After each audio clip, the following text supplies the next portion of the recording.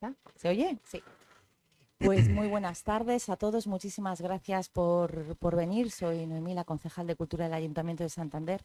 Excusar a la alcaldesa Gemma Igual, que sabéis y os consta que si pudiese estaría aquí. Y bueno, pues no puede acompañaros, así que os acompañamos mi compañero Eduardo Castillo, concejal de Protección Ciudadana, y yo para daros la bienvenida a este ciclo de conferencias en las que tenemos que agradecer a la delegación de Defensa, a la delegación de gobierno también de Cantabria, pues su implicación para darnos a conocer la historia y sobre todo pues ayudarnos, colaborar en este ciclo que esta vez va a ser de 5 conferencias que se sucederán cada 15 días hasta el 2 de noviembre. Hoy tenemos a Santiago, que es doctor en Historia y nos va a hablar de Leo Vigildo y creo que, bueno, pues que yo solamente tengo que agradeceros la asistencia, invitaros a que, por favor, sigáis colaborando en asistir a todas las sucesivas, porque de esa forma podremos seguir potenciándolas y haciéndolas crecer. Gracias, Emiliano, por lo que aportáis, por lo que abrís a la ciudadanía y, sobre todo, bueno, tenéis en Edu al mejor interlocutor para hablar con el ayuntamiento y nada, pues muchas gracias por todo.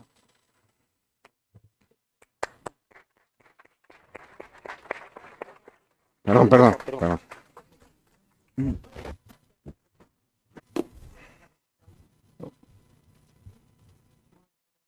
Buenas tardes. Bueno, muchas gracias, Noemí, por tus palabras. Y hago una breve introducción al ciclo. Es el primer día, es la primera conferencia, y entonces me gustaría pues comentar un par de temas nada más, o un par de puntos. Como saben de otros años y ya nos siguen habitualmente, estos ciclos, primero agradecer al Ayuntamiento que nos apoya a poder llevarlos a cabo. Tenemos la firme voluntad de difundir la cultura de defensa, difundir temas militares que son de interés para la sociedad en general y mostrar aspectos de la milicia o de las Fuerzas Armadas o de la historia militar que consideramos son de interés y que deben seguir siendo conocidos y no se deben perder. Este año es la tercera vez que lo organizamos y decidimos, conjuntamente con el Ayuntamiento, dedicarnos. El año pasado hablamos de qué mal estaba el mundo y entonces este año nos hemos retraído un poco, nos lo olvidamos un rato y miramos a nuestro pasado más glorioso. Buscamos como tema hablar de personajes militares o de acción militar, a través de la acción militar construyeron España. Construyeron un imperio, consolidaron la nación que hoy tenemos, aunque luego haya mermado con los tiempos. Y entonces hicimos una selección de los muchísimos personajes que podían ser y seleccionamos algunos selectivamente. Intentamos que sean representativos de una época en la que España crece o se consolida o que intenta salir de algunas situaciones quizá complicadas. Y empezamos, no nos quisimos ir al Imperio Romano porque no, aunque hay españoles o hispanos que fueron ejemplares, sin embargo, todavía no era España, o eso consideramos. Luego ya, Santiago, nos lo aclaras mucho más, que tú sabes, vamos, es su especialidad. Y entonces encontramos que en los reyes visigodos, hay uno que es absolutamente excepcional, quizás sea el más relevante de toda la dinastía de reyes godos, que es Leovigildo, y además que es un rey que basa parte de la política, su acción de Estado, en campañas militares para consolidar el reino visigodo.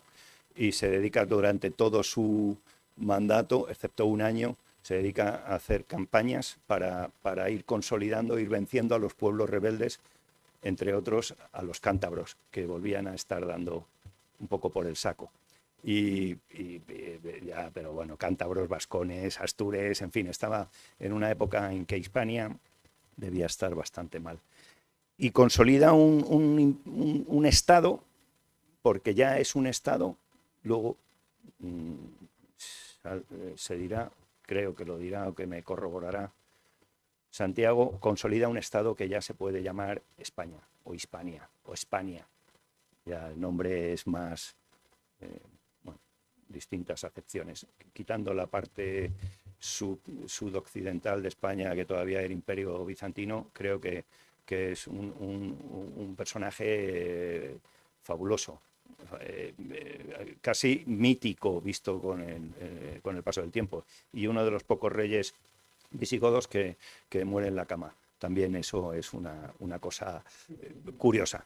Bueno, hoy entonces tendremos ese personaje, como sabéis, en los panfletos o los dípticos que tenemos que se pueden coger fuera. Luego hablaremos también en los siguientes del Gran Capitán, de Hernán Cortés, de Blas de Lezo y del general Prim. Cada uno en su momento histórico, apasionantes. Y entonces paso, yo ya no hablo más de esto porque si no me voy a equivocar, y hablo de nuestro conferenciante de hoy, de Santiago Castellanos. Como ya adelantó antes Noemí, es doctor en Historia por la Universidad de Salamanca, cum laude, profesor de Historia Antigua en la Universidad de León, es su especialidad, más tirando a Roma que a los visigodos, pero le da a todo, ha sido todos los palos. Ha sido profesor invitado en la Universidad de Oxford y profesor de investigación invitado en la Universidad de Notre Dame de Estados Unidos.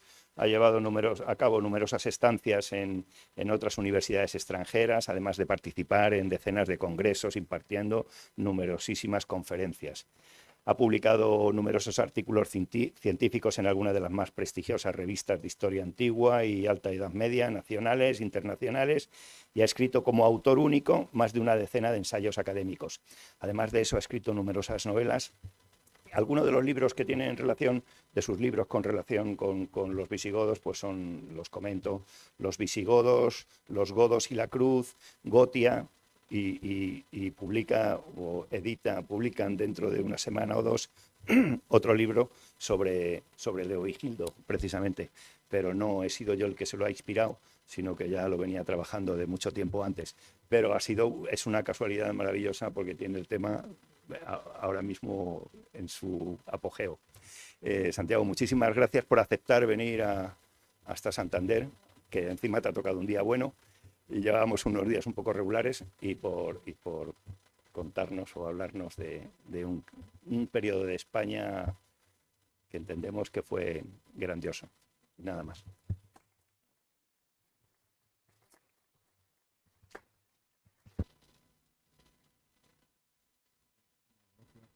No sé si esto se escucha bien. Muchísimas gracias. Miren ustedes, yo voy a empezar dando gracias y con esta tarde más. Me van a permitir que esté 3, 4, 5, 6 minutos dando gracias y van a entender por qué. En primer lugar, gracias Emiliano por cursarme la invitación, coronel Emiliano Blanco, comandante Alberto Martín, concejales Eduardo, Noemí, que andas por ahí, eso es. Es un honor que el Ayuntamiento de Santander y el ejército de este país pues se hayan acordado de uno para venir aquí. Miren ustedes, para mí Santander es muy especial.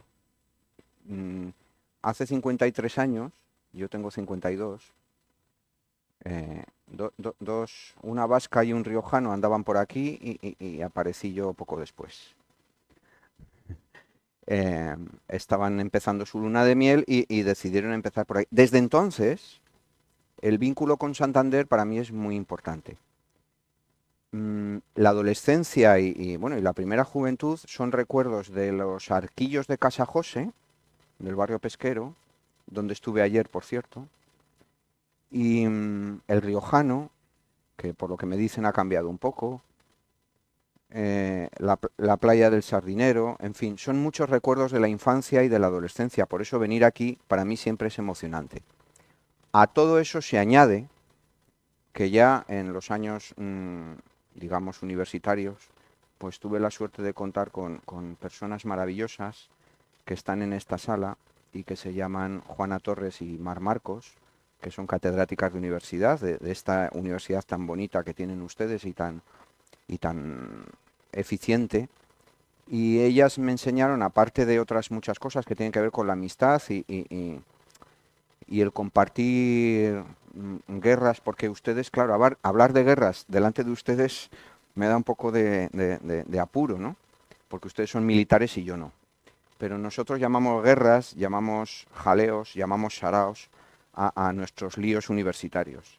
Y estar todos estos años al lado de ellas, pues ha sido un aprendizaje constante y continuo. Así que Mari y Juana tienen hoy una dedicatoria. Lo poco de bueno que pueda decir yo en la conferencia de hoy está dedicado a ellas dos. Los romanos hacían estas pausas. Ellos le llaman captatio benevolentiae, bueno, podemos pronunciarlo captatio benevolentiae o captatio benevolentiae, depende de las escuelas filológicas, que bueno, uno intenta, yo pensaba que ustedes me iban a aplaudir después de lo que he dicho, pero...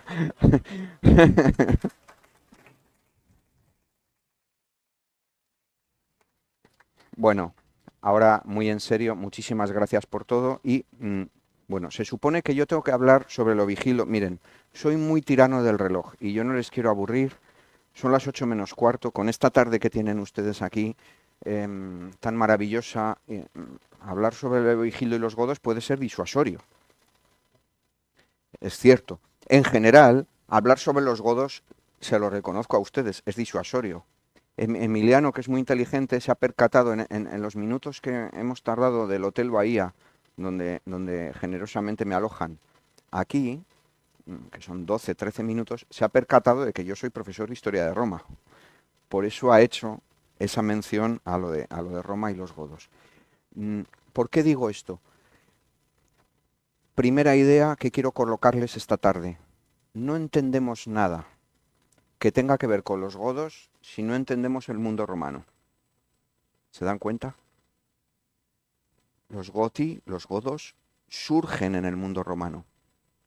No tenemos una narrativa, no tenemos una fuente interna del mundo godo. Lo más parecido a eso es Jordanes, que es un tipo muy extraño, que vive en Constantinopla, el actual Estambul, donde la gente va ahora a otras cosas, y es un cronista de origen godo, pero absolutamente como los calamares, es decir, a la romana. Él escribe en latín una teoría sobre el origen de los godos y intenta formular un origen geográfico y sostiene en un momento determinado que vienen de lo que nosotros entendemos por Escandinavia, por el sur de la actual Suecia.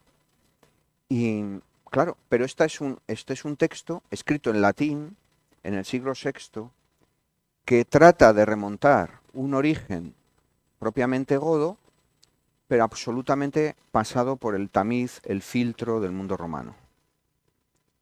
Jordanes escribe en latín. Es cierto que él ha consultado textos anteriores. Él ha consultado un texto de Casiodoro, que es un senador también, bueno, en este caso, de finales del V, comienzos del VI, en Italia, y por supuesto, romanísimo. Casiodoro es un tipo romano en ese sentido, ¿no? Quiero decirles, con esta primera idea, que todo lo que sabemos sobre los godos viene del mundo romano, que es a lo que yo me dedico. O sea, la historia de Roma es la que nos va a conducir a lo poco que yo pueda contarles. Me van a decir, claro, Leovigildo es un tipo que vive en el siglo VI y el Imperio Romano de Occidente ya no existe. Es cierto, pero esa era la primera idea que yo quería colocar esta tarde.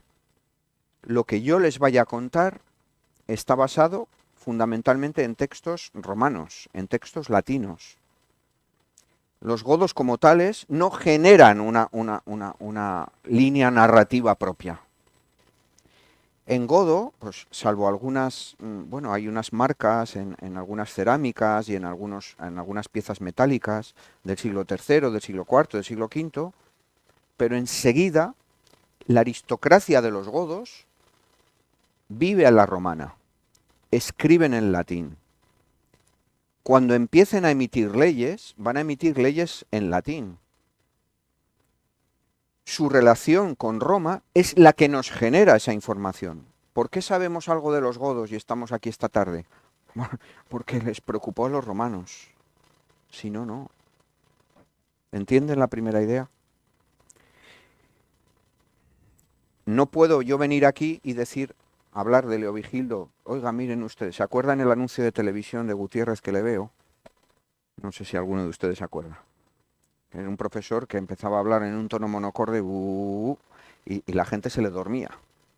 Si yo vengo a hablar de Leovigildo, no entendemos nada si no partimos de esta base. Sabemos de los godos gracias a Roma. ¿Y cuándo Roma empieza a preocuparse por los godos? Cuando le preocupa a Roma.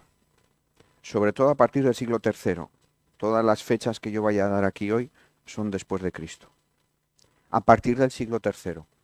Es cierto que en algunos textos de la época alto imperial, del siglo I y del siglo II, hay algunas menciones que puede que se refieran a los godos, pero no estamos muy seguros. Lo que sí sabemos es que a partir del siglo III, estos godos empiezan a aparecer en los textos romanos como una especie de amalgama, como una etiqueta, que diríamos nosotros hoy. Es una etiqueta, como las de las comunidades autónomas que dicen productos de Cantabria, productos de mi tierra, de La Rioja. Es decir, es una etiqueta, un label, que resume algo para que lo entendiera la audiencia. ¿Qué tipo de audiencia? Política y precisamente militar.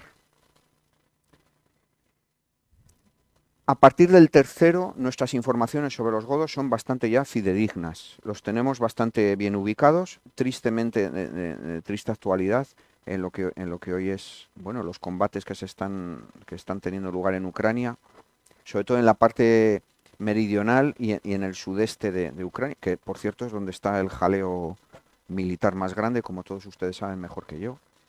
Y bueno, pues en toda esa zona, al norte del Danubio, en la actual Rumanía y en el sur de Ucrania, los tenemos ubicados sobre todo en el siglo finales del III y en el IV, con toda claridad. Y son grupos muy dispersos. O sea, godos, recuerden que es otra de las ideas de esta tarde, antes de hablar de Leovigildo. Godos es una etiqueta que resume una realidad muy variopinta. Son muchos pueblos. Si les digo que Leovigildo es disuasorio, y me extraña que estén esta tarde aquí, si yo empezara a numerar los grupos greutungos, tervingios, etcétera, ya se me marcharían de la sala. Claro, porque son muchos grupos con términos muy extraños para nosotros, para nuestra mentalidad actual. Esta relación de los godos con Roma, y voy terminando la parte, digamos, preliminar de la charla, esta relación de los godos con Roma es tanto, y esto les va a interesar desde el punto de vista de la defensa, que es el hilo conductor del ciclo de conferencias que empieza hoy. Es una estrategia militar y diplomática tanto de pactos como de enfrentamientos. Roma, con los godos y como con tantos otros pueblos, cuando puede, si funciona bien, pacta. Si no hay más remedio... Pero si puede, pacta. Lo tenemos bien datado, bien documentado en textos en griego y en latín del siglo III y del siglo IV. Estos godos van a empezar a ser importantes en la historia de Roma muy avanzado el siglo IV. ¿Por qué? Porque van a pasar el Danubio, el gran río, que es el limes, es la frontera en esa parte del mundo romano. Pero no es una invasión. Pactan con el emperador Valente, que era el emperador que en aquel momento controlaba las provincias orientales. Todavía no es el imperio oriental, porque el imperio todavía no se ha dividido. No se ha producido todavía la partitio imperii, es decir, la división del imperio romano. Esto llegará en 395 a la muerte de Teodosio. Yo les estoy hablando de 376. Los godos pactan, se dan cuenta. Vuelve a haber un pacto, no es una invasión. Pactan con el imperio, en este caso con Valente, porque Valente necesita mano de obra militar para la campaña que preparaba contra el gran enemigo por el lado oriental del mundo romano, que es el mundo persa sasánida, y Valente, igual que Juliano había tenido una campaña años antes, el mal llamado apóstata, porque no se puede ser apóstata de algo en lo que nunca se ha creído, Valente prepara esa campaña. Necesita mano de obra militar para las tropas auxiliares del imperio. Estos godos le interesan.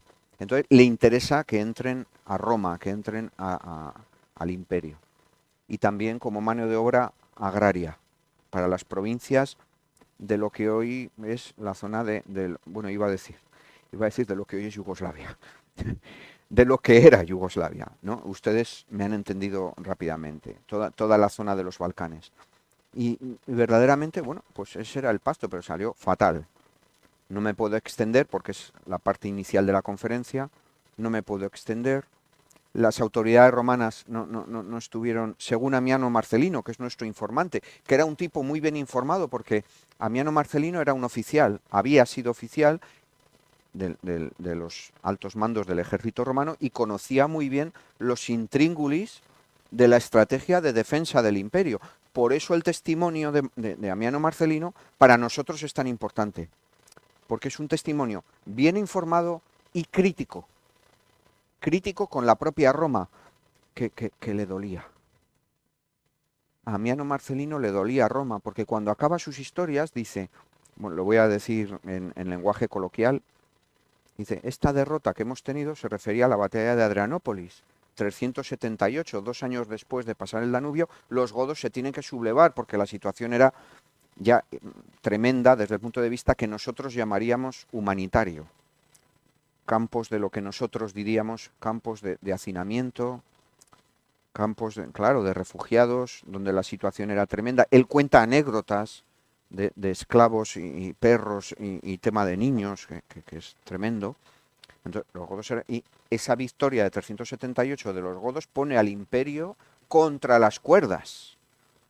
Mi colega de Inglaterra, Peter Heather, ha calculado 2/3 del ejército del mundo romano de las provincias orientales se fue al garete aquellos días de agosto de 378.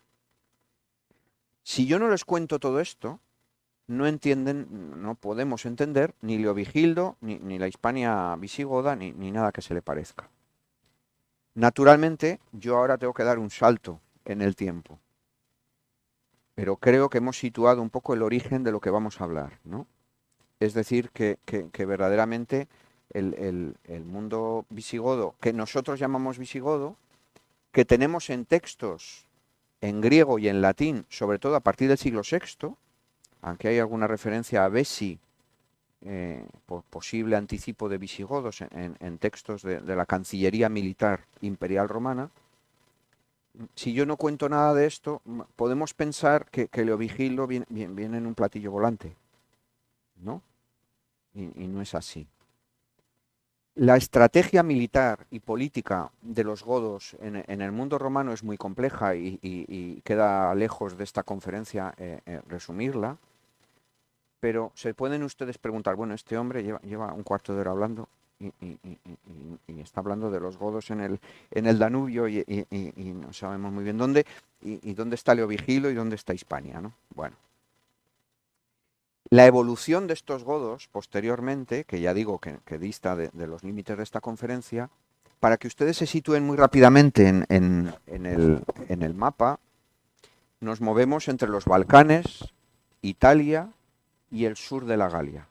Es decir, entre finales del siglo IV y el siglo V, estos grupos godos, con toda su complejidad interna, van evolucionando, ya digo, hacia Italia, los Balcanes, Italia, y finalmente unas estancias en Hispania, primeras estancias de godos en Hispania a partir de Ataulfo. Hoy he visto la placa de Ataulfo Argenta, por cierto. Hoy la he visto, dando un paseo esta mañana antes de ir a la playa. Bueno, Ataulfo está en Barquinola, la actual Barcelona, en 415 aproximadamente. Está unos meses allí.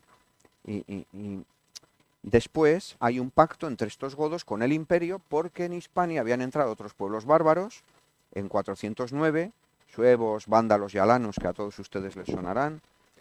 Y claro, el imperio tampoco tiene militarmente, que es el hilo conductor de este ciclo, militarmente el imperio no tiene muchísima capacidad de maniobra. Sí tiene capacidad de maniobra, pero tiene que poner, ¿cómo se dice?, no todos los huevos en todas las cestas, sino que tiene que ir concentrando los huevos en algunas cestas.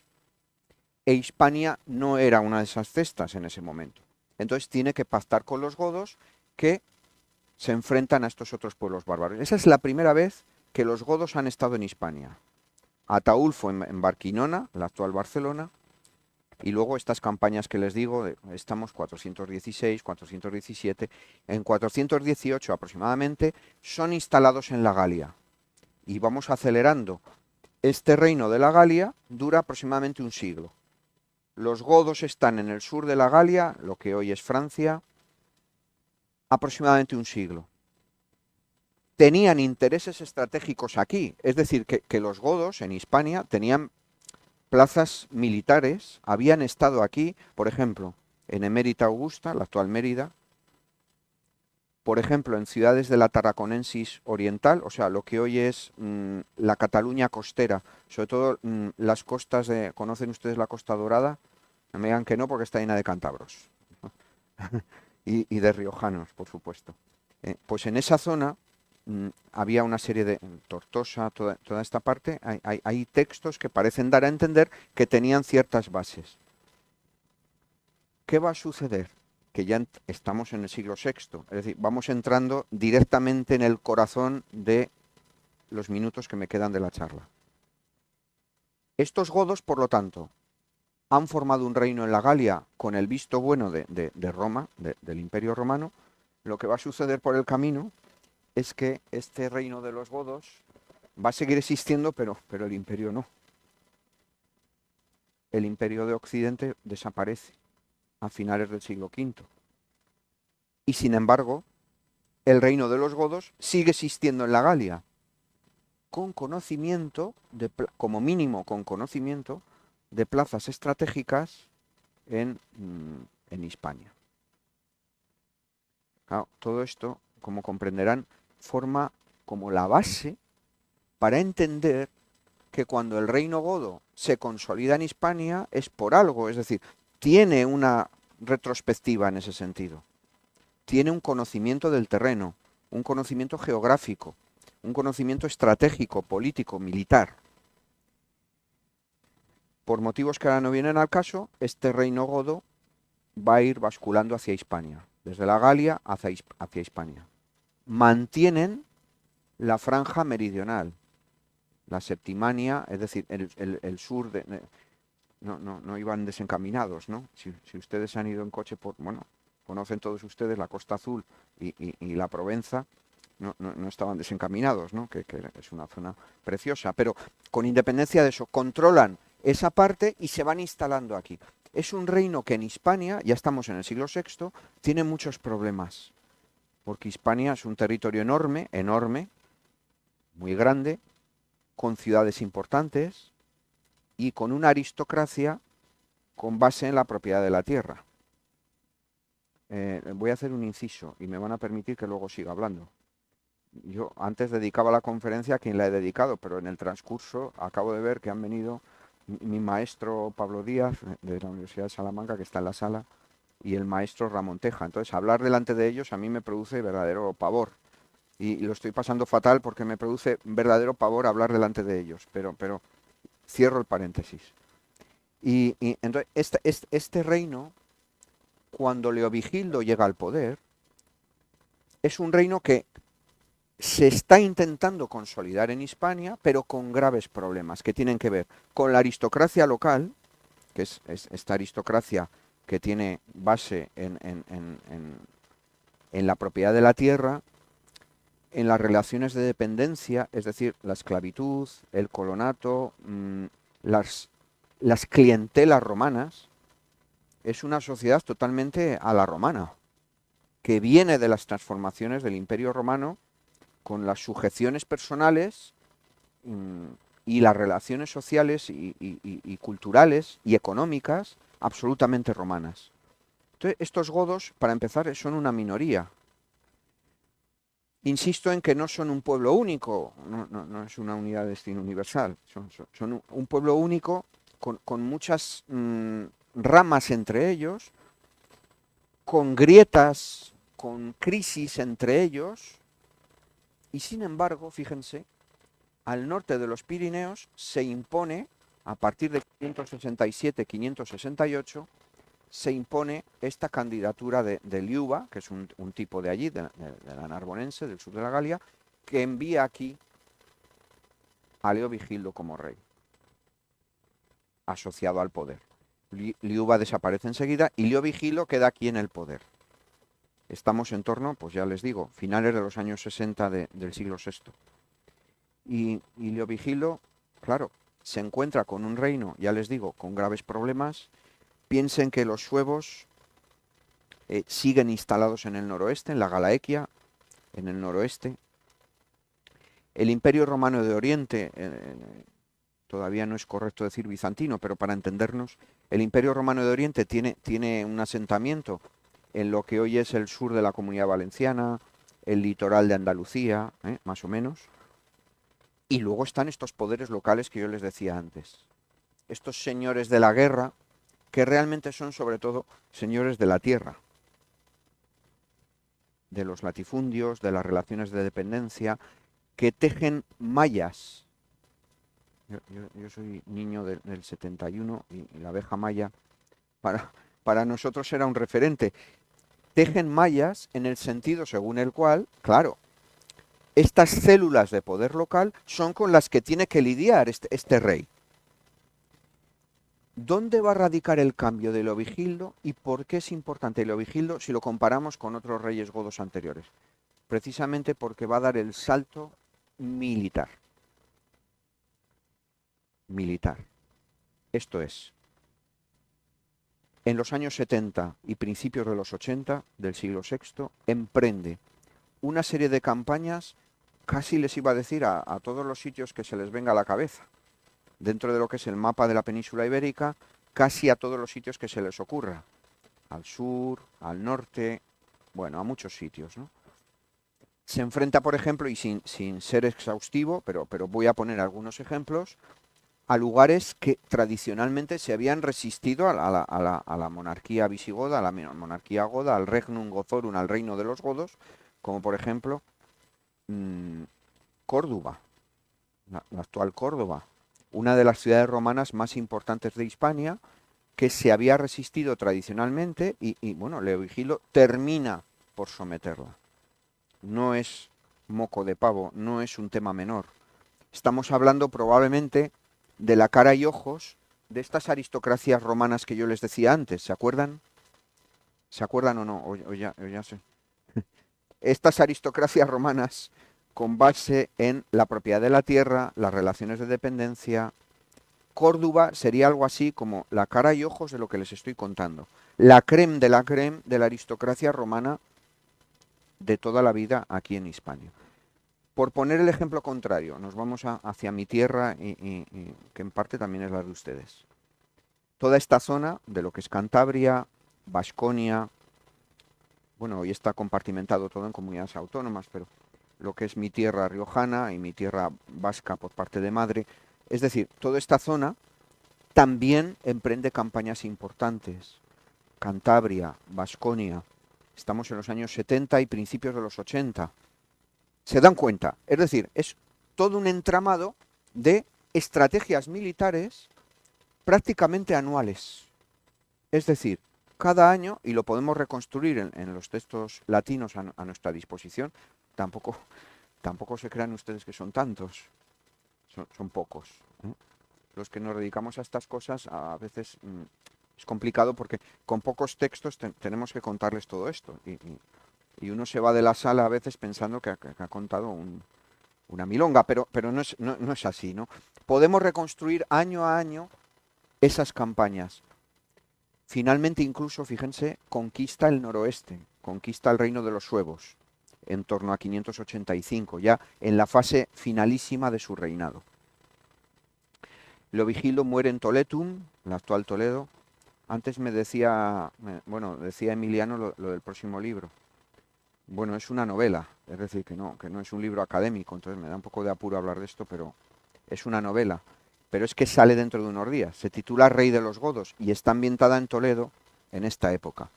Toledo era una ciudad de tamaño medio, por no decir pequeño, en Hispania, que nunca había sido capital como tal, salvo que consideremos que el rey Teudis, 531-548, emite una ley de costas procesales en Toledo. Eso no quiere decir que sea la capital, pero sabemos que el rey está, por lo menos en el momento en el que se elabora y se publica esa ley, y después Atanagildo, que es un rey de aproximadamente los años 50 y 60 del siglo VI, sabemos que se instala en Toledo. Viene de la Bética, viene del Valle del Betis, que es el actual Guadalquivir. Muchos forofos del Betis. Digo esto porque la última vez que estuve en el Benito Villamarín lo hablaba con forofos del Betis, soy muy futbolero y voy bastante a Sevilla. Y voy a los dos estadios. Y es curioso porque muchos hinchas del Betis esto no lo saben. No saben por qué el Betis se llama Betis. Bueno, y claro, esto sucede así de tal manera que se produce este contexto que les digo de, no me voy a enrollar más con las campañas militares, pero que sepan ustedes que entre los años 70 y 80 del siglo VI, Leovigildo controla Hispania. Toledo es su capital. Les decía antes que Atanagildo, que viene del Valle del Betis, actual Guadalquivir, se había instalado ya en Toledo, es decir, que probablemente ya podía ser capital un poco antes de Leovigildo, pero con Leovigildo con toda claridad. De tal modo que el reinado de Leovigildo, que concluye en 586, desde el punto de vista militar, es un punto de inflexión en la historia de la Hispania visigoda y del reino godo de Hispania. De tal manera que es un punto de inflexión que a partir de Leovigildo podemos decir que el reino, aunque tiene muchos problemas, pero está instalado plenamente en lo que todos ustedes piensan enseguida cuando les viene la palabra Hispania a la cabeza. Hasta aquí la parte de la charla en la que yo quería hablarles de estas cosas de evolución militar, etc. Voy a poner un punto y aparte virtual, porque dentro del reinado de Leovigildo voy a hablar ahora de otras cosas. Ha quedado asentado, ¿verdad?, que es el reinado clave para entender el asentamiento militar y político, el crecimiento militar del reino aquí en Hispania. Es el salto, es el punto de inflexión, es el cambio, militarmente hablando. Pero ¿qué sucede? Que además de todo eso ocurren muchas otras cosas que tienen que ver con la cuestión militar, tienen que ver con la cuestión religiosa, con la cuestión política, y son cosas que yo voy a intentar resumírselas al máximo en los aproximadamente 20 minutos que me quedan de charla. Miren ustedes, religiosamente hablando, yo creo que a estas alturas de la conferencia ya ha quedado muy claro que esto es Hispania, era Hispania, es decir, es el mundo romano, desde el punto de vista de la estructura social, cultural, económica, ha quedado claro, ¿verdad? Pero también religiosa. Quiere decir que el cristianismo, que no es un platillo volante, no viene en un platillo volante, como decía, y esto va dedicado al profesor Teja, que está aquí presente, porque él, en un libro muy importante, seleccionaba una frase preciosa de Juliano contra los Galileos, cuando dice, y Ramón me corregirá si hablo de memoria y me puedo equivocar, dice Juliano que dice, y el por vosotros venerado como Jesucristo era un súbdito de los Césares, o algo así, creo que es la frase de Juliano, algo parecido. Es decir, que el cristianismo es un fenómeno que los profesores de historia de Roma tenemos que explicarlo, nos dedicamos a eso. Enseñamos historia de Roma en la facultad y por lo tanto uno de nuestros temas es el cristianismo. No viene ni en un platillo volante ni surge en la China de la dinastía Han. Surge en las provincias orientales del mundo romano. No todo el mundo hispano, porque hay reductos de otro tipo de creencias anteriores, pero el cristianismo naturalmente era mayoritario entre las élites de Hispania.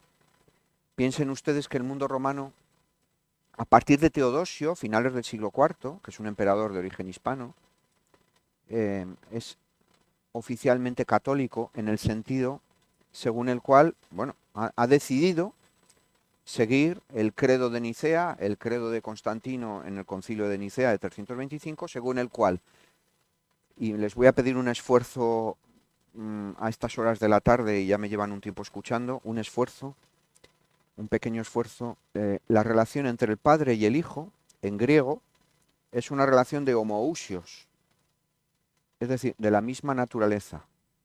De tal manera que de ahí viene el concepto de engendrado, no creado, de la misma naturaleza que el Padre, homoousios en griego.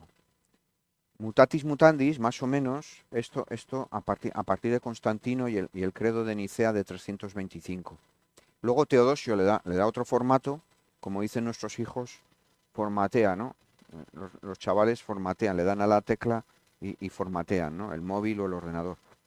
Teodosio formatea ese credo de Nicea, le llama en griego católico, que quiere decir universal para todos, y ese cristianismo católico mayoritariamente es en el que están las élites romanas de Hispania.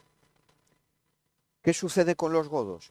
Que, bueno, por lo menos la mayor parte de sus élites son cristianas también, como mínimo desde ese paso del Danubio que yo les comentaba antes, ¿se acuerdan? ¿Se acuerdan? 2 siglos antes de Leovigildo, los godos han pasado el Danubio, han asumido, por motivos que no tengo tiempo de explicar, pero que tienen que ver con la diplomacia, con la estrategia política, han asumido el cristianismo, pero la vertiente no nicena, no la que será católica de Teodosio, sino una vertiente que definía el cristianismo y concretamente la relación del Padre con el Hijo en términos diferentes. Voy a intentar explicarlo en 1 minuto y medio. Si el Hijo es Hijo, ha habido un momento en el que ha sido creado. Punto y coma. Si ha sido creado, quiere decir que hay un momento en el que no ha existido, porque si no, no hubiera sido creado. Punto y aparte. Por lo tanto, no es divino, porque la divinidad es atemporal. En la mentalidad de los griegos, de la filosofía griega, que aplican este silogismo un poco barato que les acabo de hacer aquí, pero creo que nos hemos entendido. ¿Me han entendido? A esto conocemos esto como arrianismo, porque es un tipo de las iglesias de Alejandría que se llama Arrio, que enseña esto. Claro, por motivos políticos y de poder, algunas de las grandes ciudades del mundo romano oriental, sus obispos, que eran verdaderos líderes ciudadanos, son de esta corriente, digamos. Vamos a llamarle arrianos, ¿no? Arrianismo. ¿Qué sucede? Que cuando los godos cruzan el Danubio, etcétera, hay una serie de negociaciones y les interesa adherirse a este cristianismo, pero arriano. ¿Por qué arriano? Porque Valente, que es este emperador que yo les decía antes, que ha pactado con ellos el paso del Danubio en 376, tira hacia el arrianismo, pero no porque sea especialmente devoto, sino porque le interesa desde el punto de vista del poder político, de las grandes ciudades del Imperio Romano en esas zonas. Este es el motivo por el cual los godos, en teoría, son cristianos arrianos. ¿Se ha entendido? Si yo les digo aquí que Leovigildo es arriano, no hubiéramos entendido nada si no hago este excurso. Perdónenme un poco por el excurso, pero había que hacerlo. Entonces, ¿qué va a suceder en el reinado de Leovigildo? Que se toman una serie de decisiones. Digamos que, por resumirlo muchísimo, y voy, como decía César, me refiero ahora al cónsul y luego al dictator perpetuus, o sea, Julio César. Magnis itineribus, que quiere decir a toda leche. Decía Baroja que en varias de sus novelas que los riojanos somos un poco bestias. Pero lo iba a traducir de otra manera, pero por eso digo a toda leche. Entonces, vamos a toda leche. Leovigildo, en este reinado que les he dicho, claro, él está militarmente, está controlando la geoestrategia de Hispania. Desde el punto de vista militar, pero atención, fíjense bien, fiscal, importantísimo. La fiscalidad es de la que se nutre el reino de los godos, igual que el Imperio Romano antes, cualquier sistema político que les voy a contar. Decían esta frase famosa, ¿no? Que en esta vida solo hay 2 cosas seguras, que son los impuestos y la muerte. Y bueno, Leovigildo teje este sistema, que es un sistema fiscal, que va ligado al sistema militar, porque está consolidando el reino en toda Hispania. Pero claro, está este cojeo, este problema, esta rémora de la ideología, del sustento ideológico del reino. Estamos en la antigüedad, no estamos en el 14 de septiembre de 2023, sino que estamos en el siglo VI de nuestra era. Y la ideología está en manos de la aristocracia romana y de los obispos católicos en aquel momento.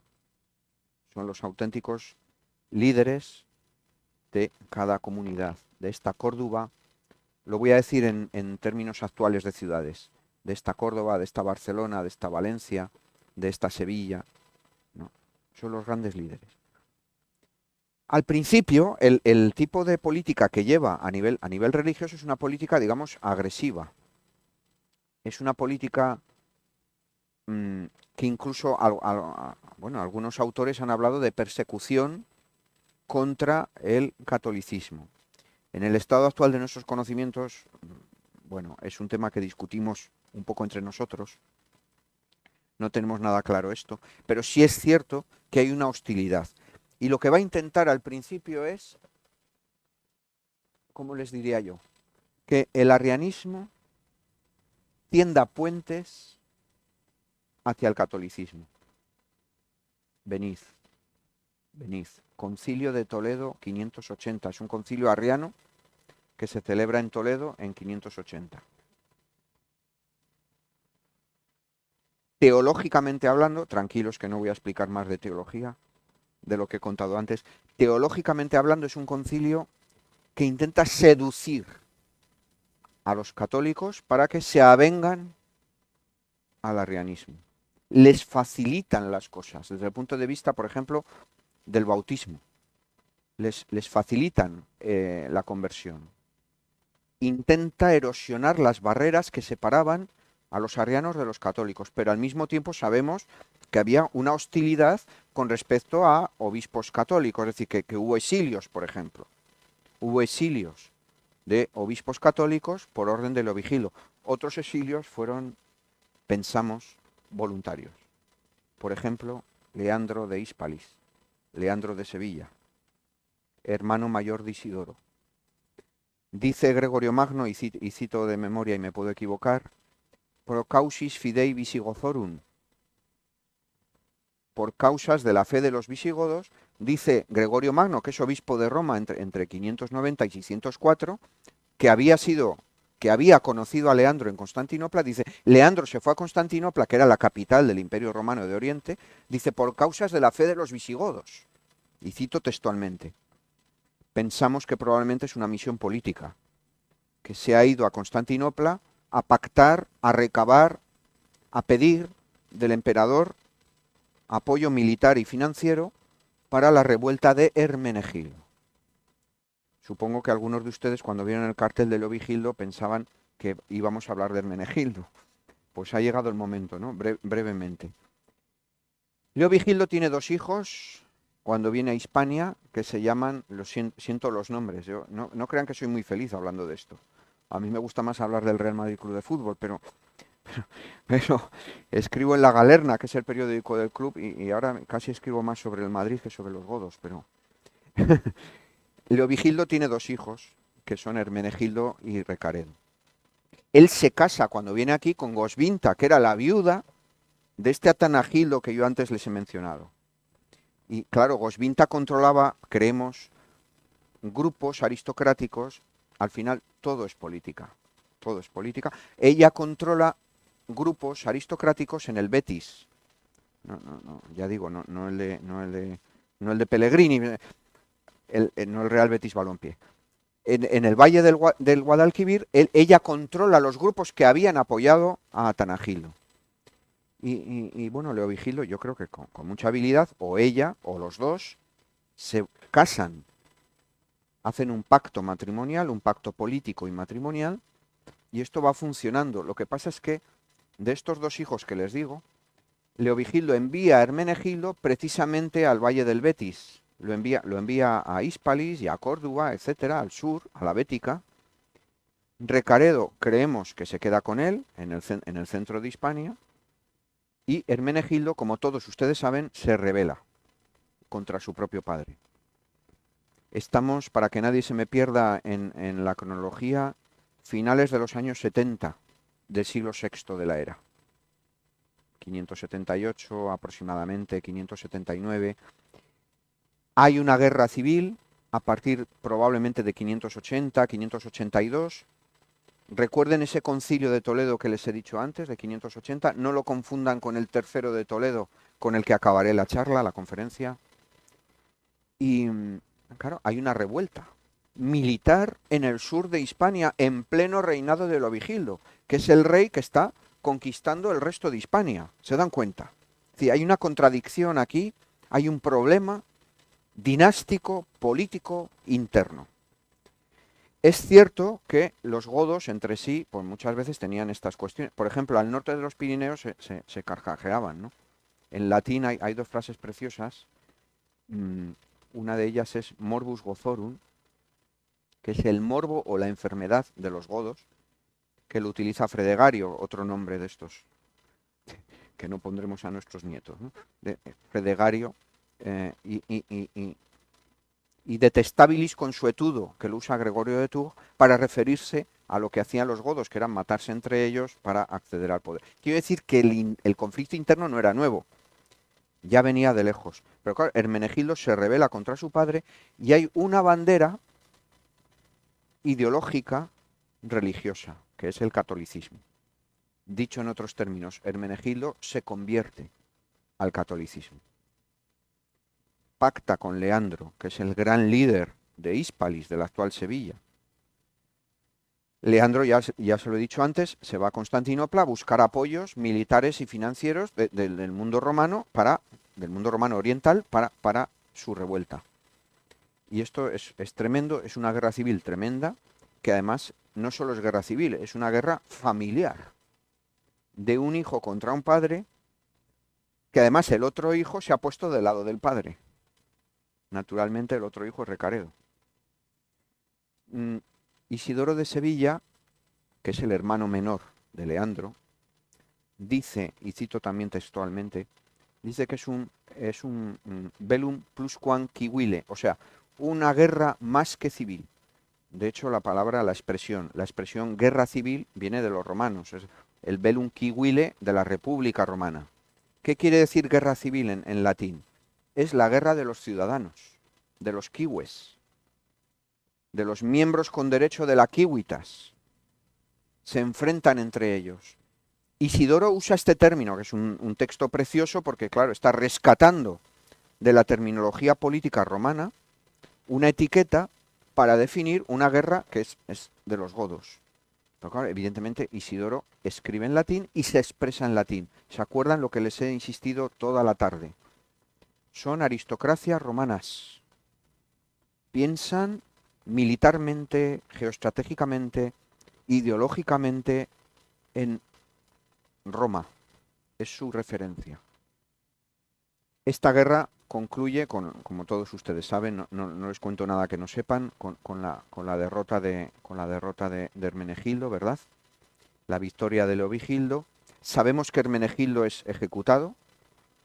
Dice algún cronista visigodo, dice así como quien lo deja caer, dice y también cito textualmente, por un cierto Sisberto, como, bueno, me recordaba los chistes de Gila, ¿no? ¿Se acuerdan de Gila? Me han dicho que cuando uno lee los textos godos, de los textos de época visigoda, a veces se acuerda de Gila, ¿no? Dice, hay un cierto Sisberto que ha matado a Hermenegildo. ¿Qué quiero decir con esta pequeña broma? Bueno, no es broma el texto es ese. Un cierto Sisberto, literalmente. Quiere decir que esta gente, claro, escribe después de. Y como tantas veces pasa en política, lo siento porque hay políticos en la sala, en política en general hablamos siempre a toro pasado. Es difícil apostar antes de que pase el toro. Entonces, los textos que han llegado hasta nosotros son después de. Ya se sabía que había ganado Leovigildo. Ya se sabía, los últimos minutos de la charla de hoy, que el ganador de todo esto que yo estoy contando esta tarde es Recaredo, y son los obispos católicos. Y los que escriben nuestros textos son monjes y obispos cristianos católicos. Escriben a favor de, escriben para algo, no escriben para informar a Santiago en el siglo XXI, ¿no? Escriben porque necesitan crear, diseñar, modelar un pasado reciente que encaje con su presente. ¿Se dan cuenta? Y por eso tenemos textos históricos del reino visigodo. No escriben para informar a los historiadores del siglo XX o del siglo XXI. Escriben porque necesitan justificar monásticamente, eclesiásticamente, políticamente lo que está sucediendo. Y sobre todo, fíjense, olvidemos el gerundio y vámonos al pretérito perfecto de indicativo, lo que ha ocurrido. Leovigildo concluye su reinado, claro, pero como les he dicho, religiosamente hablando, y es el hilo colgando con el que vamos a acabar la charla, que no quiero aburrirles más, porque está una tarde estupenda para ir a tomar vinos y tapas, la Plaza Porticada y todos estos sitios tan bonitos que tienen ustedes en esta maravilla de ciudad. No les voy a aburrir mucho más, pero hombre, tengo que concluir. ¿Dónde concluye todo esto? ¿Cuál sería el corolario? ¿Cuál sería el resumen? ¿Cuál sería la conclusión fundamental con la que nos tenemos que ir de la sala? Entiendo yo.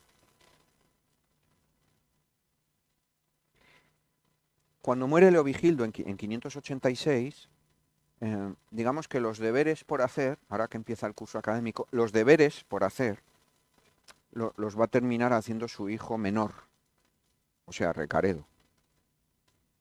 Recaredo accede al poder en 586, claro, acuérdense de lo del chiste de Gila, cierto Sisberto, ¿se dan cuenta? Nadie en el reino godo achaca a Recaredo el crimen de ejecutar a Hermenegildo. Repito el chiste de Gila, cierto Sisberto. Nadie en el reino godo hasta finales del siglo VII, un tipo que vivía bueno, yo vengo de la provincia de León, bueno, no soy de León, pero como dicen mis hijos, papá, ¿tú eres de León? No. Mamá, ¿tú eres de León? Tampoco. Entonces esta casa es nuestra. Eso nos decían cuando ya empezaban a hablar, ¿no?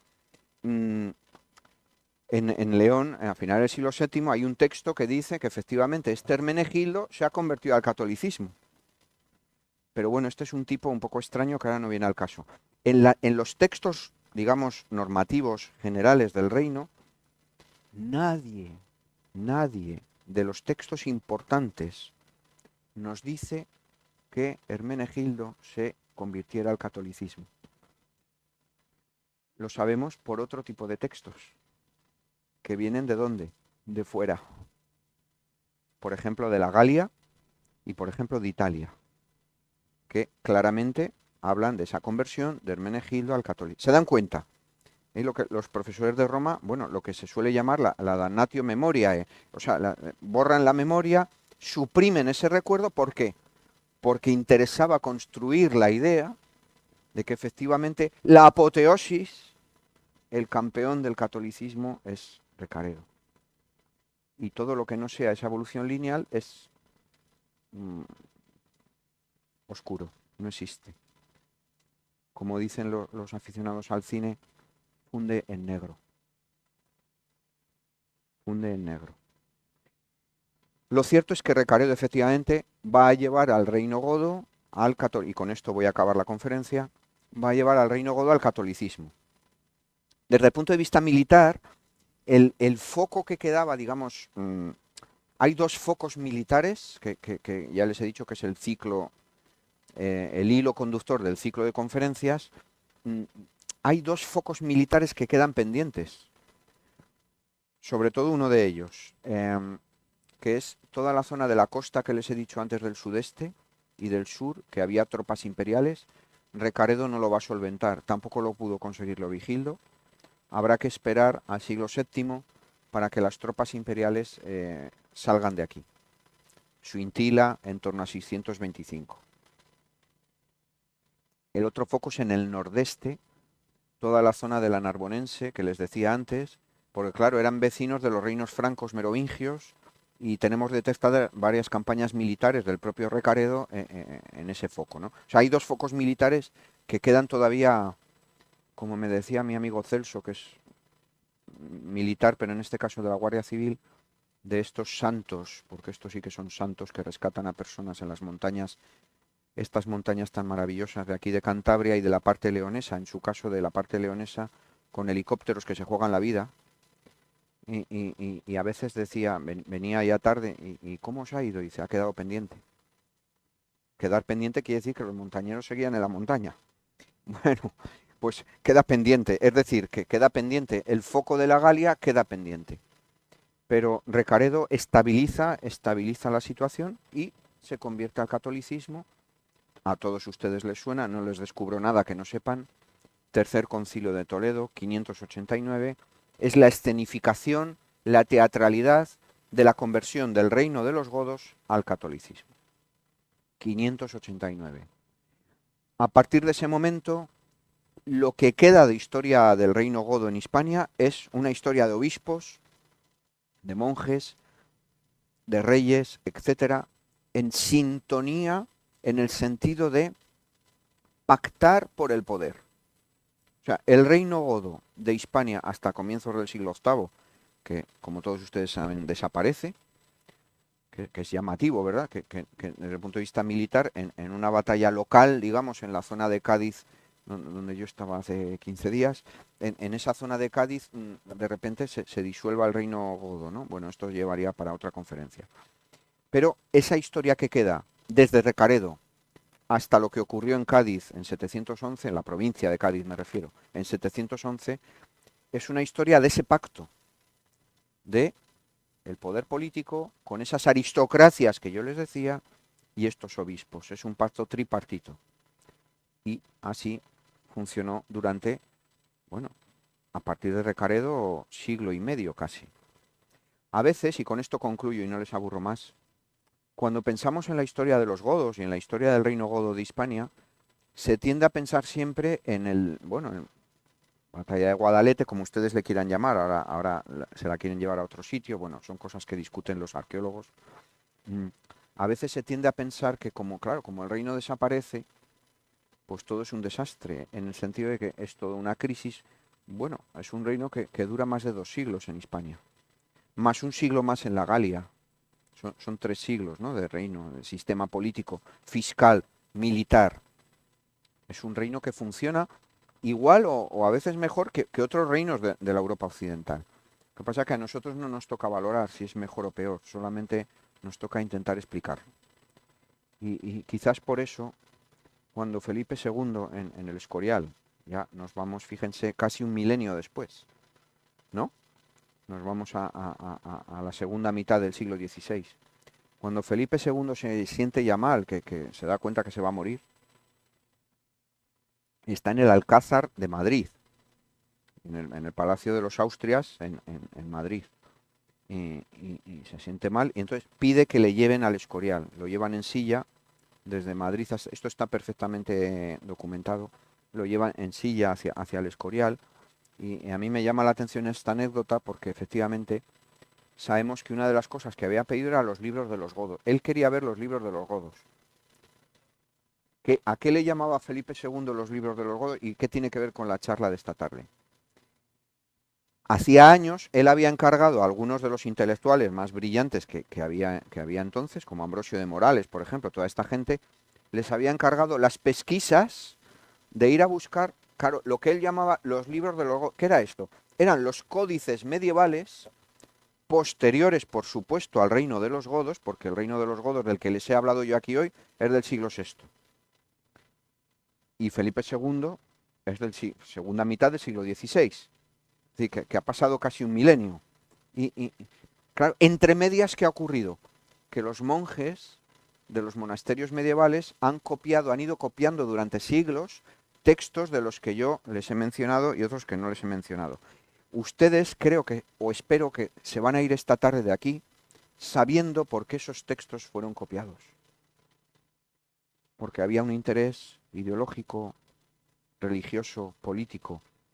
en la idea según la cual ese era un pasado que había que repetir. Es lo que en Historia de Roma llamamos un exemplum, es una referencia, es un modelo ideológico. Y por eso Felipe II había encargado buscar los libros de los godos. Lo que pasa es que sabemos que cuando llega del Alcázar de Madrid dura bueno, está unos días en... Saben ustedes que está documentado hasta los médicos que la atendieron, etcétera, etcétera. Pero esa es otra historia. Muchísimas gracias.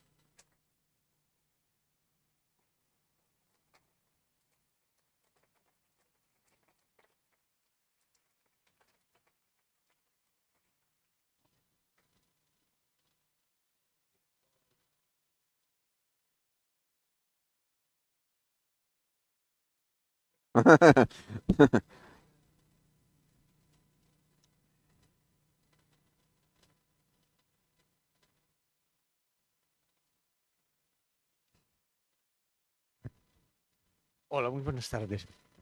Yo le quería preguntar si la abolición de la ley esta que prohibía los casamientos entre godos e hispanos romanos coincidió también con Leovigildo, porque eso sí que fue también una cosa de unión entre... Gracias, muy amable.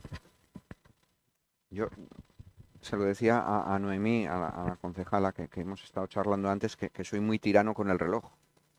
Y siempre intento no pasarme. Es más, siempre intento, bueno, digo en conferencias, quedarme corto en el tiempo. Entonces, este tema que usted propone, claro, yo podría haberlo mencionado. Es estupendo que lo mencione y se lo agradezco, La respuesta es sí. Bueno, ahora voy a desplayarme un poco, pero la respuesta es sí, sí. Leovigildo abole, es una ley que viene del mundo romano, otra vez. Se dan cuenta cuando les digo que dependemos del mundo romano, y no es por deformación profesional, es que verdaderamente estoy convencido de que no se puede entender el mundo de los godos, ni el de los francos, ni el de los ostrogodos, si no sabemos historia de Roma. Todo viene de ahí. Entonces, en el mundo romano hay leyes, por ejemplo, de los valentinianos, que son emperadores en el siglo IV, que efectivamente hay una prohibición de matrimonios mixtos y Leovigildo la deroga. ¿Cómo lo podemos entender? En relación con lo que les he dicho del Concilio de Toledo de 580, ¿se acuerdan de lo de los puentes? Cuando yo me he puesto de pie ahí, que Eduardo pensaba que me iba a caer encima, pero bueno, estaba asustado, pero lo podemos entender como esos puentes para tejer alianzas, para debilitar, erosionar las barreras entre romanos y godos. ¿Cuál es su nombre de pila, por favor? Ángel. Bueno, lo he dicho. Nombre del mundo antiguo, totalmente. Claro. Ángel, son puentes que se tienden porque Leovigildo tiene una estrategia que no es solo militar, que por supuesto, bueno, militar, por supuesto, es lo que dijo este señor de la Guardia Civil que entró en el 81. ¿Se acuerdan de la grabación? ¿Se acuerdan de la grabación? Que todos ustedes tienen una edad, no me vengan ahora con que son adolescentes. Y se acordarán que hay un momento determinado cuando Sulve, no Tejero, sino el otro, dice, no, quédense ustedes ahí porque vendrá una autoridad y dice, militar, por supuesto. Pero entre militar y por supuesto hace una pausa enfática. Y dice, militar, por supuesto. Bueno, claro que era una estrategia militar, por supuesto, pero era más cosas. Aquí había toda una estrategia religiosa, política, diplomática. Y la abolición que Ángel menciona, con toda la razón, es una pieza más de ese puzzle. Lo que pasa es que Leovigildo, no, claro, él muere en 586 y todo eso que hablamos de los matrimonios mixtos entre romanos y godos se está produciendo. Lo que él ya no puede ver, no le da tiempo, es la conversión del reino. Nota a pie de página. Hay un texto, antes se acuerdan que mencionaba a Gregorio Magno, que es obispo de Roma entre 590 y 604. Me pueden bailar las fechas porque he estado en la playa todo el día, pero 590 a 604. Entonces, Gregorio dice Dialoghi 3:31, o sea, los diálogos de Gregorio Magno, libro tercero, capítulo 31. Dice, cuentan, o algo así, que Leovigildo, en el lecho de muerte, llega a pedir, parece que se refiere a Leandro de Sevilla, que ya ha vuelto del destierro, del exilio, mejor dicho, en Constantinopla, dice, haz, lo voy a decir coloquialmente, Ángel, no me lo tenga en cuenta, haz con este lo que hiciste con Hermenegildo, se refiere a Recaredo. Es decir, que se convierta como se convirtió en Hermenegildo. ¿Se dan cuenta? Si tomamos en cuenta ese texto de Gregorio, no tenemos por qué rechazarlo, porque Gregorio es un tipo muy bien informado, después de todo es obispo de Roma. Y ha conocido a Leandro en Constantinopla, han sido amigos, se cartean, tenemos cartas, se cartean. Por lo tanto, es posible que tenga buena información. Si eso es cierto, la pregunta que usted hace tiene todo el sentido, porque probablemente esa abolición de matrimonios mixtos, como digo, forma parte de toda esa estrategia. ¿Se está conquistando el resto de Hispania? Sí, pero además de eso se están haciendo otras muchas cosas. Y concluyo la respuesta. Segunda nota a pie de página. No solo hace eso, sino que emite monedas por primera vez en la historia del Reino Godo. Bueno, a estas alturas ya de la tarde, además nos vamos a ir al Riojano ahora. Que me llevan al Riojano, más no puedo pedir. No puedo pedir más. Me van a permitir, pone su careto, es decir, lo voy a decir académicamente, pone su efigie y su nombre en las monedas de oro. Esto no lo había hecho nadie. Siempre habían amonedado, habían emitido monedas con la cara, con la efigie de emperadores del Imperio Romano de Oriente, por ejemplo. Pero el poner su cara, bueno, su cara es un decir, porque si usted abre el móvil y busca careto de Leovigildo, dice Santiago Castellanos que busco el careto de Leovigildo. Bueno, careto es un eufemismo, porque cualquier parecido con la realidad es imposible, porque es un signo ideográfico, es un esquema, hay unos rasgos, pero es su efigie, pero su nombre. ¿Se da cuenta, Ángel? Está dando muchos pasos más allá. No es solamente una conquista militar, que ya creo que ha quedado claro en la conferencia, que es la base de por qué Leovigildo es importante. Pero es que hace otras muchas cosas, por lo tanto le agradezco enormemente la...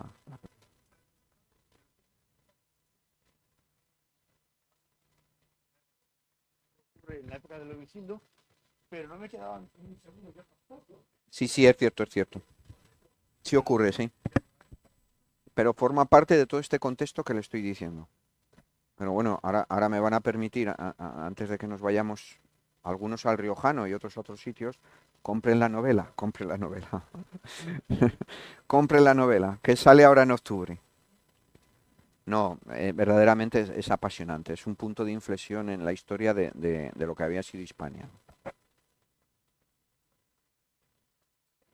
Bueno, mi editora en Barcelona estará encantada. Me ha dicho una frase que eso es, pero queda entre mi editora y yo, de lo que me iba a hacer si no promocionaba la novela. Pero...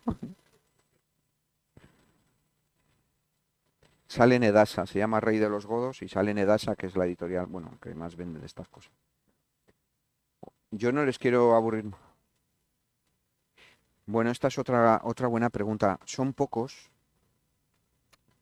Sí, son pocos. Hasta luego, muchas gracias por venir. Son pocos en comparación con la población persistente. Hay un libro precioso, los que nos dedicamos a Roma, hay un libro precioso de un colega mío de Inglaterra, y además les aconsejo que lo lean porque es muy divertido. Podemos hacer una frase soez, ¿no? A estas horas.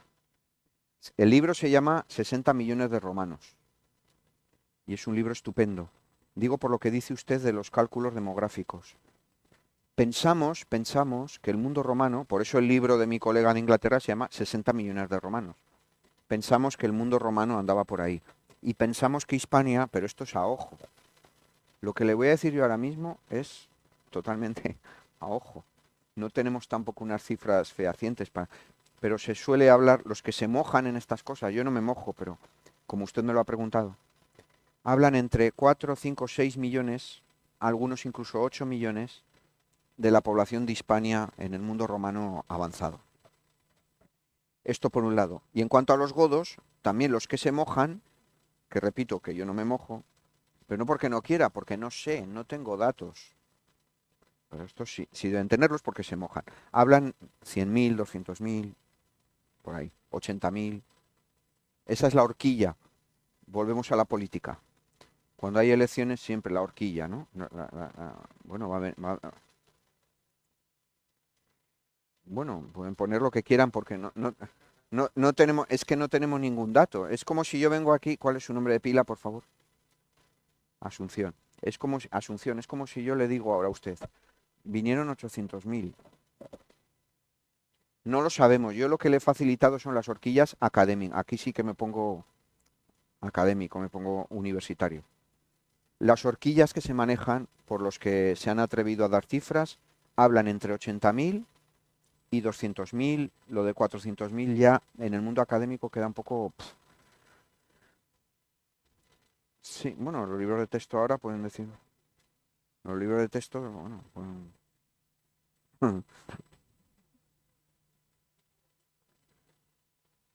Bueno, no les quiero aburrir más. A ustedes. ¿Está abierto? Gracias. Bueno, pues nada, Santiago, muchísimas gracias porque No, a vosotros. entre los muchos calificativos de la conferencia solo me atrevo a decir una que ha sido deliciosa.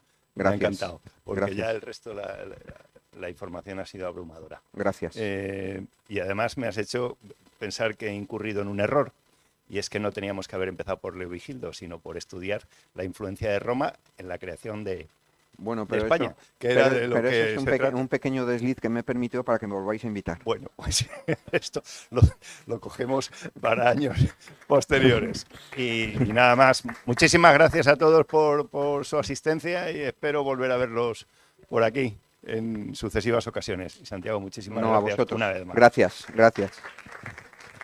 Muchísimas gracias.